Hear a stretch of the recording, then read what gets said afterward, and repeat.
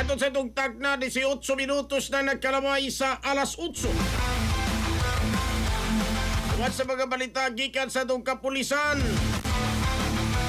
At tuta sa itong balay lungsod mga kaigsunan. Diri sa itong tugkaran, dakbayan sa Subo.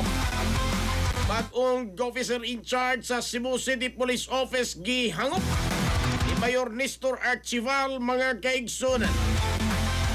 Detalye sa report sa Renato kini pinagi sa pagpamati ni Katropang Crystal Joy Felerca. Live report.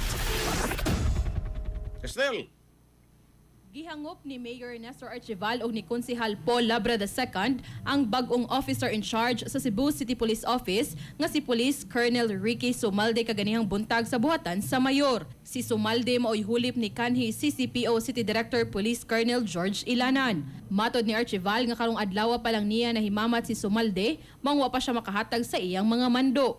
Apan gusto sa mayor nga kung magsabot na sila ni Sumalde sa mga plano para sa syudad, ana usab ang presensya ni Ilanan aron nga mapadayon niini ang mga giandam nga programa nga wa pa lang na implementar.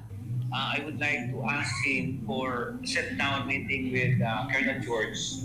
Kanya, Colonel George has a lot of projects that's already on the pipeline. So, kung ang yun niya, ikaduha na iya-unta na ipadayon. Because we understand na epektibo kayo ang gihimo ni Colonel George.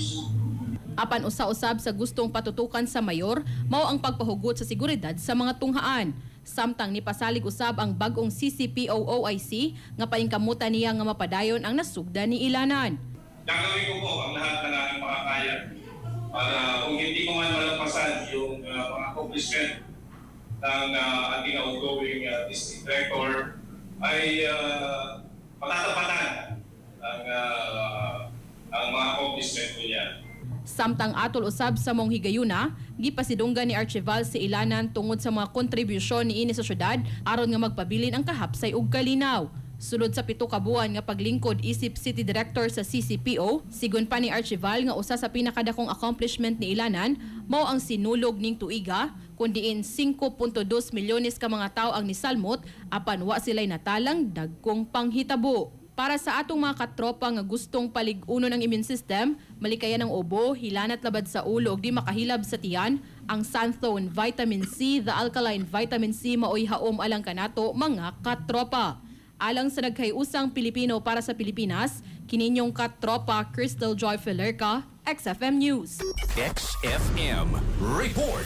Santhone Plus Gold, mapalit sa mga butika sa inyong lugar.